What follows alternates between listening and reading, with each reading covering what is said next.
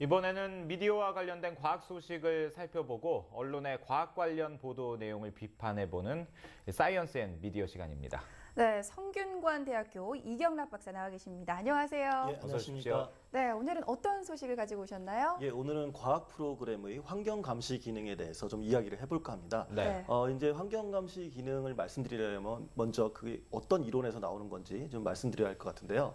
언론학에서 매스미디어, 우리가 흔히 언론이라고 하죠. 그 주요 기능을 얘기할 때 가장 우선적으로 꼽는 것이 바로 환경 감시 기능입니다. 네.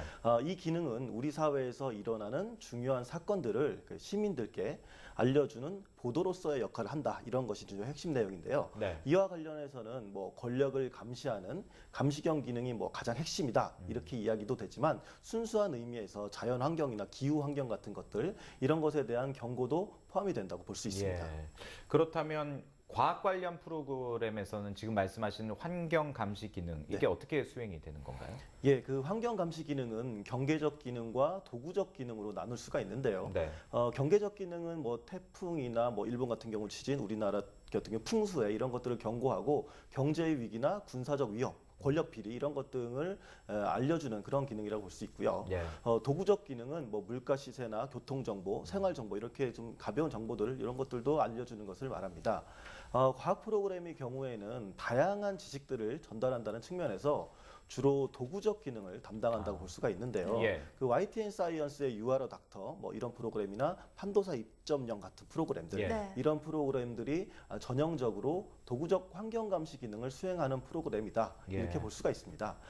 그리고 이처럼 우리 생활에 도움을 주는 정보를 객관적으로 전달하는 프로그램 같은 경우에는 그 도구적 환경 감시 기능을 잘 하고 있기 때문에 크게 비판받을 것은 사실 별로 없다고 볼 수 있습니다. 그럼 이 도구적 기능에 비해서 이 경제적 환경 감시 기능은 잘 수행이 되지 않고 있다는 말씀이신가요? 예, 좀 문제가 있는 부분들이 있습니다. 이 경계적 기능은 뭐 경고적 기능이다라고도 얘기를 하는데요. 네. 과학 관련 프로그램에서 이 기능이 충분히 수행되지 못하고 있는 것은 두 가지 측면에서 볼 수가 있습니다. 예. 그 하나는 과학계의 뭐 잘못된 관행이나 이에 영향을 끼치는 경제 권력들 이런 예. 것들에 대한 감시가 부족하다는 점이고요. 예. 그리고 다른 하나는 말 그대로 기후 환경이나 자연 환경에 대한 감시가 부족하다는 것입니다.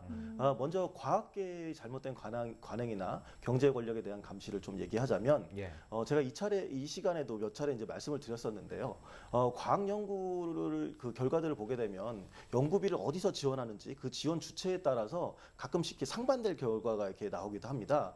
뭐 의약품이나 기능성 식품 이런 연구뿐만 아니라 GMO 식품 같은 경우에도 정부나 대학 예. 등의 그런 공적인 기관에서 연구하느냐, 혹은 뭐 그 주요 만들어내는 사업체에서 하느냐, 그렇게 개발 회사에서 하느냐 등에 따라서 전혀 다른 이렇게 결과들이 나오곤 합니다. 그래서 예. 그런 결과들이 이제 문제가 되기도 했었고요. 그리고 이와 관련해서 과학 보도가 충분히 시민들에게 경고를 해야 되는데 그렇지 못한 측면이 있습니다. 특히 어떤 경우에는 이에 당사자인 기업이 로비를 하거나 또 그 보도를 막기도 하는 그럼 어떻게 보면 협박성이기도 하고 뭐 그런 경우도 있는데, 과거 어떤 분유 회사가 있었는데 그 회사 예. 같은 경우에는 유해성 성분 때문에 논란이 됐었거든요. 그런데 그 이후에 관련된 것들이 신문에 나오는 것들이 아니라 우리나라 유력 신문들이 그와 그 신문 고발하는 기사가 아니라 뭐 전면 광고나 많은 광고들을 받아서 그 문제가 됐었던 적이 있습니다. 그래서 예. 그게 지금까지도 좀 회자가 되고 있고요. 예. 최근 정부에서 발표한 내용 같은 경우도 문제가 있는데, 그 얼마 전에 그 가습기 살균제 관련해서 피해 조사 결과 있었습니다. 네. 예. 그런 경우에도 과학 보도가 굉장히 중요하게 다룰 필요가 있는데 네. 그런 부분을 좀 가볍게 다룬 부분, 너무 쉽게 혹은 간단하게 다룬 부분은 좀 아쉬운 부분이라고 볼 수가 있습니다. 예. 지금 이제 경제 권력이나 과학계 관행에 대해서 제대로 감시 기능을 못하는 부분은 지적해 주셨는데, 그렇다면 앞서 잠깐 언급하신 뭐 기후나 자연 환경에 대한 감시 기능, 사실 요즘은 기후에 워낙 관심이 많아서 이 부분도 아주 중요할 것 같은데요. 네, 그렇습니다. 최근 들어 우리 시청자 여러분들도 실감하실 텐데 우리나라 자연 환경이 굉장히 악화되고 있습니다. 네. 그래서 뭐 미세먼지나 황사의 습격이라고 제가 표현되는 것이 대표적인 사례인데요. 이와 관련된 감시 기능의 수행이 좀 부족하다 이렇게 볼 수가 있습니다. 지난 겨울에 많은 언론들이 중국발 스모그와 또 미세먼지에 대해서 예측 시스템을 도입하고 또 우리나라 대기질에 대해서 경고를 했는데요. 예. 그런데 그 그 내용들을 보면 그 적중률이 20% 수준에 머물러서 많은 국민들이 불안해하기도 했습니다. 예. 그도 그럴 것이 이제 대기질에 대한 일종의 정보원 소스들이 그 기상청과 환경부로 나누어져 있었기 때문인데요. 예.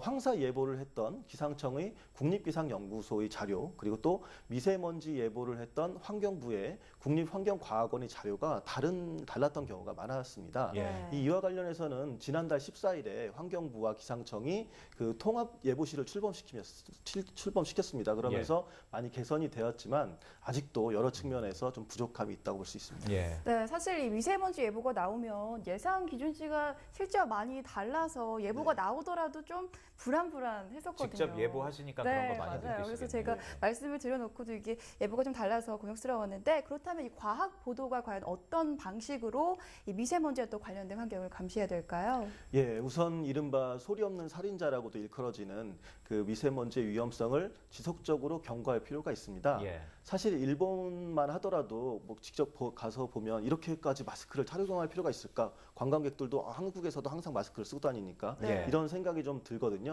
그래서 매우 그 마스크 착용 비율이 높습니다. 그런데 우리나라의 경우에 아직 마스크 착용에 대한 문화가 좀 자리 잡지를 못했습니다. 네. 맞아요. 이와 관련해서 좀 언론의 지속적인 경고가 필요하다고 생각이 됩니다. 또 그 언론 차원의 경보 시스템 개발도 좀 필요하다고 볼 수 있는데요.